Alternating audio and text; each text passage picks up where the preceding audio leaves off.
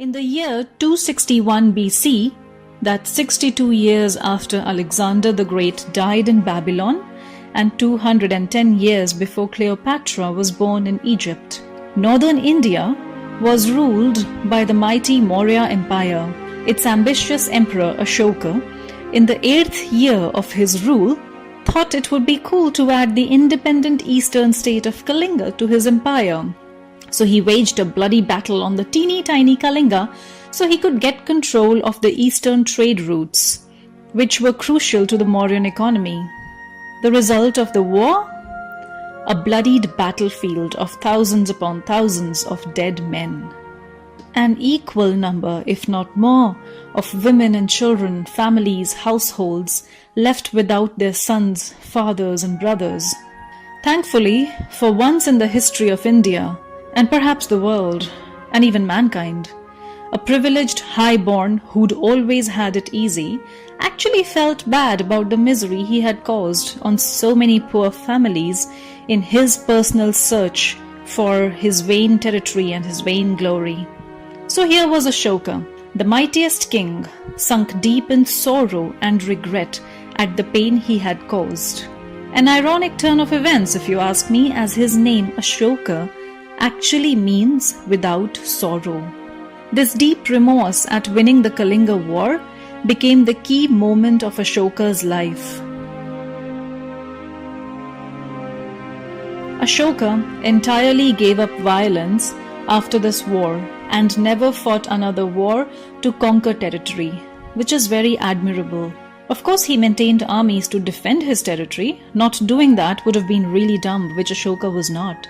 But it was clear that he needed another way to conquer, not with weapons, but this time with peace. But was that possible in a time when violence wasn't a choice for survival but a necessity? Yeah, pre-medieval India wasn't all peaceful Hindu farmers going to temples and enjoying familial bliss. Life was poor, violent, and definitely uncertain. The only answer available in the India of 261 BC that gave any hope for peace was Buddhism. Buddhism was a simple, modest order, mostly among its monks and monasteries, a place where everyone was equal, not layered into castes based on birth, but a place where even the lowborn, the poor, the diseased had a hope to live a life of dignity. Its founder, the Buddha, had died just less than 150 years before. His was a smaller star than that of Hinduism, but it was the one that promised the love Ashoka desired for his people now. When Buddha had died, his mortal remains were divided and distributed among the 8 kingdoms where Buddha had lived during his lifetime, and each kingdom had erected a stupa to keep his remains. Now, why was such a thing done? Well, the remains of Buddha were believed to be his living energy, his very presence, and therefore they were extremely precious to his followers. So Ashoka took these remains and further divided them into 84,000 parts to distribute Buddha's presence even wider.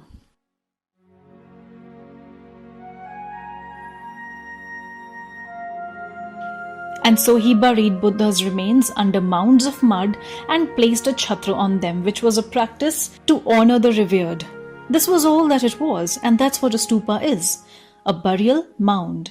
And this was how the majestic Sanchi Stupas of today came into being. The original Sanchi Stupas were actually just half the size of the grand stupas you see today. Over time, they grew bigger because the succeeding dynasties after Ashoka's added to the structure of these stupas, each one wanting to contribute their bit of reverence. These stupas today are actually one of the oldest stone structures left in India. But as Buddhism faded out in India around the 12th century, so did the stupas. The Sanchi Stupas were actually a lost and forgotten site until they were rediscovered by the British around 1818. And thankfully, its walls and stones too tell us stories to help us recover its past. Especially the doorways on each side of the main stupa depicting scenes from the life and times of Buddha and Ashoka. Interestingly, there's no Buddha on these because he had forbidden any physical representation of him, because then people would start idol worship of him. Here on the northern gateway, the first horizontal scene shows Buddhist monks standing in reverence to the Buddha. The second scene below shows the Great Departure, where the Buddha leaves his father's palace.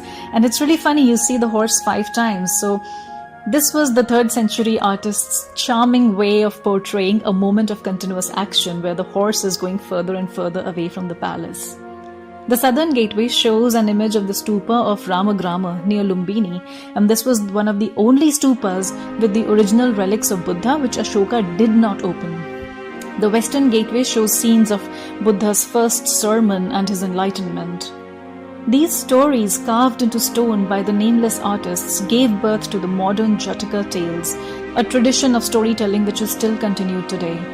These Sanchi Stupas really are among the largest of Buddhist monuments in the world, but it's kind of funny that they are in a country where it originated but also faded away the fastest.